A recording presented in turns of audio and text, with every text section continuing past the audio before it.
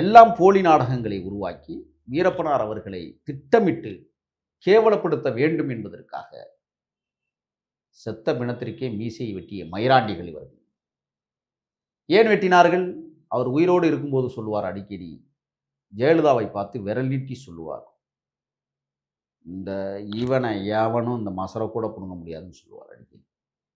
நீங்கள் அன்றைய காலகட்டங்களில் 96களில் அவர் நக்கீரனின் பேட்டியிலே அதை கவனித்திருப்பீர்கள். ஆகையால் மசரை கூட பிடுங்க முடியாதா? அந்த இலங்கை போறதுக்காக மாறு வேடத்துல போயிருக்கிறதுக்கு வாய்ப்பு இருக்கு.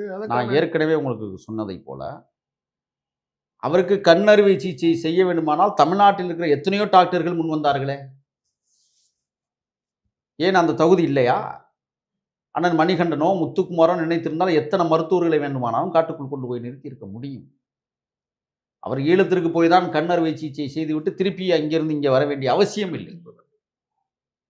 கண் அறுவை சிகிச்சை செய்கிற அளவிற்கு மருத்துவமனைகள் புலிகளிடம் இல்லை. எல்லாம் திட்டமிட்ட நாடகத்தை இவர்கள் அரங்கேற்றினார்கள்.